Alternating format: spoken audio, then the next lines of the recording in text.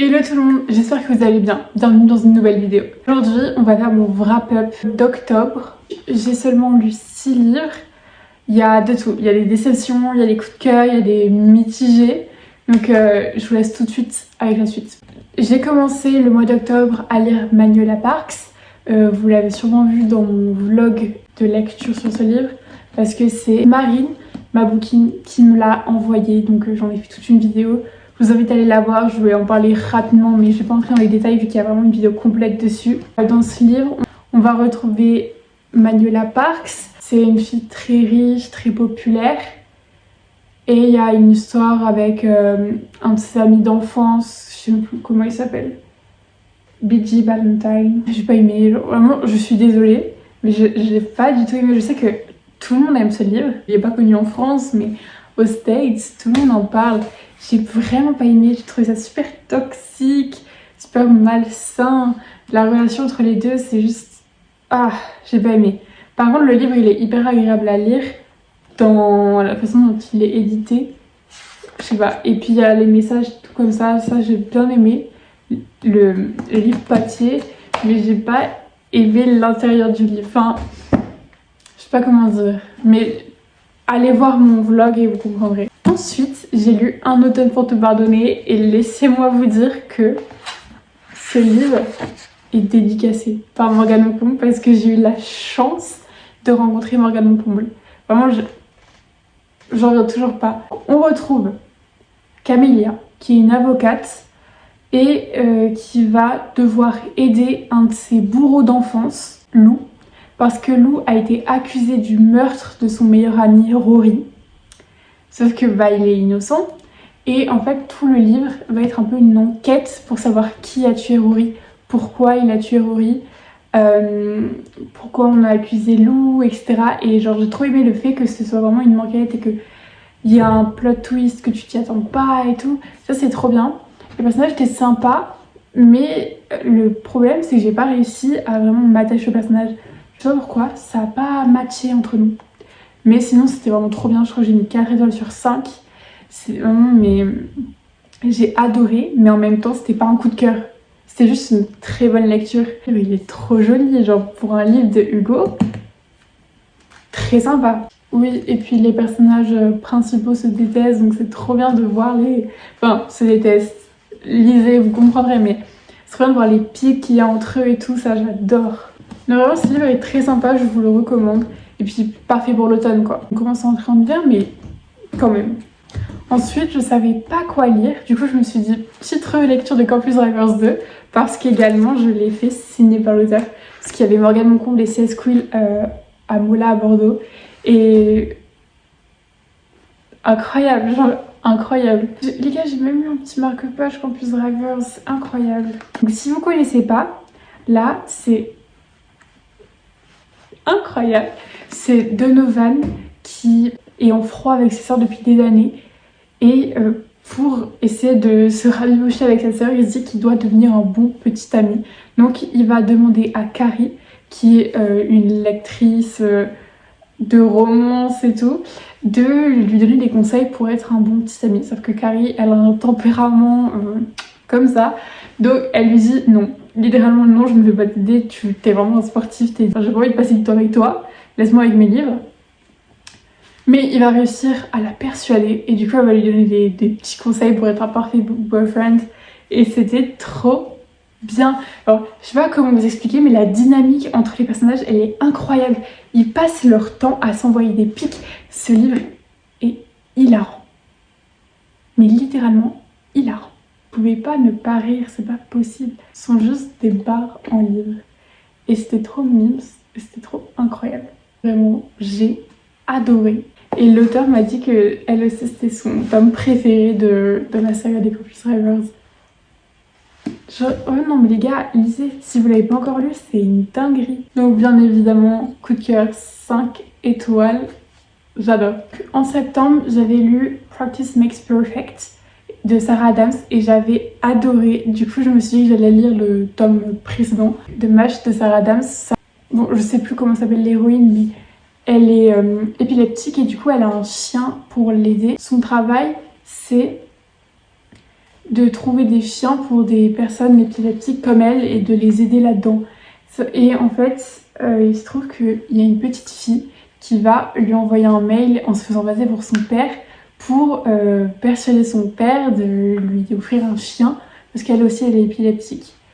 Et le père va tout d'abord refuser, vraiment le mec trop chiant et tout, genre très arrogant et tout. Et il va finir par revenir sur sa décision. Donc ils vont devoir travailler ensemble, mais il y a un petit truc qui va s'instaurer entre eux. Petite romance et tout, mais genre tellement mignon. Ce livre, c'est un peu juste cute. Genre c'était trop mignon. C'est un petit câlin qu'on te fait comme ça. Et le personnage principal était hilarant. Et le mec aussi était trop incroyable. Et sa fille, j'adore. J'adore les enfants dans les livres. Je comprends pas les gens qui n'aiment pas les enfants dans les livres. Les enfants, ils ramènent toujours un petit peu de câlin. Souvent, les gosses dans les livres, ils sont très piquants, très drôles et tout. J'adore. Non, vraiment, c'était une romance super mignonne. Pour The Match, je crois que j'ai mis 4 étoiles sur 5. J'ai vraiment bien aimé, mais c'était pas un coup de cœur non plus. Mais c'était vraiment trop cute. Ensuite, je me suis enfin motivée à lire Blood and Honey parce qu'on me l'a offert à mon anniversaire qui est en avril. Mais j'avais trop la flemme. Déjà, je me souvenais pas trop du tome 1. La seule chose dont je me souvenais de Serpent and Dove, c'est que j'avais adoré. Et que les personnages s'appelaient Lou et Red et que c'était une sorcière et que lui c'était un chasseur de sorcières. Et qui s'était marié pour un fake wedding. Et Red ne savait pas que Lou était une sorcière. Et il l'a découvert dans le tome 1. Et en fait, le tome 2, le début, j'ai pas accroché, genre j'arrivais pas à rentrer l'histoire, je me souvenais pas trop du tome 1. Puis c'est de la fantasy, donc l'univers il est lourd pour moi qui n'est quasiment que de la romance. Donc voilà. Sauf que dès que j'ai commencé à entrer dans l'histoire, je suis entrée dans l'histoire. Vraiment, ce livre était trop bien. Je sais qu'il y a plein de gens qui m'ont pas aimé, mais moi je trouvais ça trop sympa. Déjà, juste, j'ai eu du mal avec Lou parce que elle traverse toute une passe de quête de soi, je vois, elle m'a saoulée. Il y a plein de moments où j'étais là genre mais ferme ta gueule, genre mais elle était trop chiante, mais heureusement Red il est là toujours pour... Toute l'histoire du livre aussi était trop bien, tout le côté action, surtout la fin, parce que en vrai il n'y a pas énormément d'action non plus dans tout le reste du livre, c'est plus une quête, etc. Mais alors la fin, incroyable, j'ai trop hâte de lire la suite. Mais ils sont un peu expensive, genre je crois que c'est... Ouais, lui coûte 20 €. J'ai trop hâte de lire la suite parce que je me suis trop attachée à l'univers, aux personnages et tout. Parce que même les personnages secondaires ils sont incroyables, ils sont hyper présents et tout. C'est trop bien. Vraiment c'est trop bien, mais je vous conseille si vous aimez la fantasy, et même si vous aimez pas la fantasy parce qu'il y a une grosse part de romance, c'est trop bien. Vraiment. Et on finit par Campus Drivers, le tome 5. On retrouve Luke qui est, contrairement à ce que son fils les séparer, parce que là ça fait genre, un peu pour ça la chance, il est très malchanceux et tout se passe mal autour de lui. Dès qu'il fait un truc, ça prend des proportions très peu sympathiques. Ouais, il est poisseux, alors qu'avant il était super chanceux. Et sauf qu'il fait du baseball, et le monde du baseball est très porté sur la superstition. Et sauf que tout le monde commence à s'inquiéter du fait qu'il est malchanceux. Donc il commence à perdre sa place au sein de l'équipe et tout. Donc il se dit ok, il faut que je retrouve ma chance. Donc il va contacter Tori et ils vont finir par se mettre d'accord sur le fait de sortir ensemble parce qu'elle a une réputation de porter chance à toute personne avec qui elle sort. Donc ils vont sortir ensemble pour de faux. Donc la trope fake relation, c'est incroyable. Et puis ils vont pas le dire à leurs amis, donc ils doivent faire semblant de voir les amis et tout, genre vraiment mais trop bien. Au début je sais pas pourquoi j'ai eu un peu de mal. Et alors par contre j'ai eu un déclic au bout de quelques pages. C'était incroyable, vraiment j'ai trop aimé. De toute façon tous les Campus Drivers sont incroyables. C'est juste des moments où tu ris, où t'as l'impression que t'es avec tes potes. C'est waouh, j'adore. Les personnages étaient hyper... je sais pas, je les ai trop aimés. J'ai trop aimé l'évolution de la relation entre Tori et Luke. Genre c'était... Au début ils se détestaient vraiment. Enfin, elle l'aimait pas trop, elle le critiquait tout le temps en mode... ouais mais il est inintéressant, il est super ennuyeux et tout. Et genre... Et après, ils se sont aimés, mais c'était trop bien. Et vraiment l'humour, mais l'humour.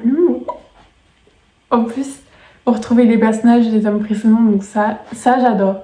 Ça vraiment c'est comme les off-campus, mais j'achète. Genre vraiment c'est trop bien.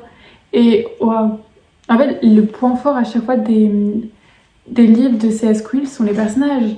Genre, ils sont incroyables. Du coup, vraiment, je vous le conseille. Toute la saga des Campus Riders, foncez. Foncez, c'est trop bien. C'est la romance typique qu'on aime. Genre, c'est la romance de base, mais que on adore. Du coup, voilà, cette vidéo est terminée. Elle était assez courte, mais j'espère qu'elle vous a quand même plu. Je vous invite à liker, à commenter et à vous abonner. Et je vous dis à je ne sais dans combien de temps pour une nouvelle vidéo. Ciao!